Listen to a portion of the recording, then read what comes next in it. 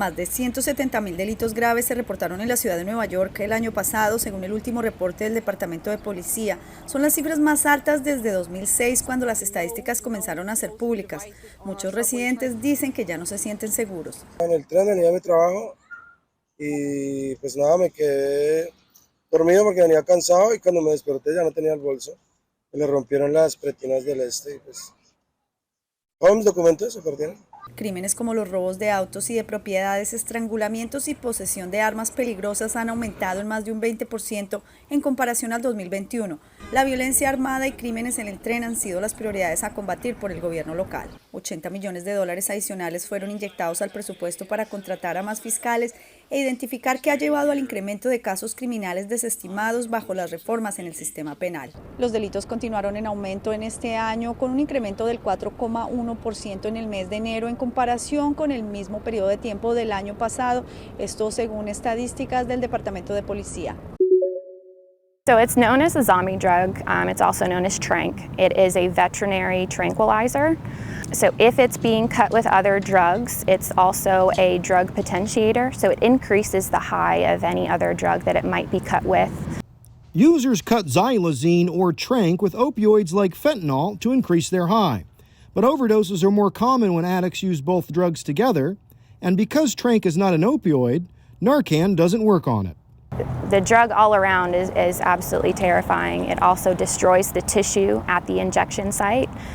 So not only is it terrifying concept as the way it works and things like that, but visually as well, it can be terrifying. The drug gives users a zombie-like appearance because it causes excessive drowsiness and rots their skin, sometimes all the way to the bone. While Myrtle Beach has not seen any cases of Tranq overdoses yet, Smith says they're preparing. We're going to send out an advisory to first responders just to know what to look for, especially with that visual component of the possibility of ulcers and things like that around injection sites. That'll give them the tools and the information that they need. Captain Jonathan Evans with Myrtle Beach Fire says they're working with the opioid coordinator and will adjust to whatever drugs come their way. We try to stay prepared for any kind of situation, but obviously there's things that will come about that we'll have to adapt and overcome with, and as things change, just like with the fentanyl and everything else, we'll have to adapt our procedures and make sure we're keeping ourselves safe while also protecting our public. Efectivamente, para los políticos brasileños parece que hay dinero de sobra en nuestro país. El Congreso Nacional paga 2 sueldos más a los parlamentarios para los costos de cambio de domicilio. Un pequeño detalle, los que ya viven en Brasilia también se quedan con el monto que suma más de $15.000. Este es el caso del diputado Reginaldo Veras. Aunque el beneficio sea permitido por ley, él lo considera inmoral. Veras sostuvo que no necesita usarlo y prefiere donarlo a algunas instituciones de caridad, pues si lo deja en poder de la Cámara de Diputados, solo Dios sabe dónde será usado. Deus sabe onde será utilizado. El monto se paga al inicio y al final de los mandatos.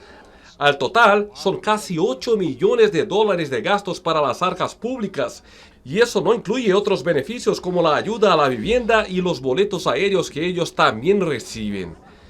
Ni la Cámara de Diputados ni el Senado se pronunciaron sobre el tema.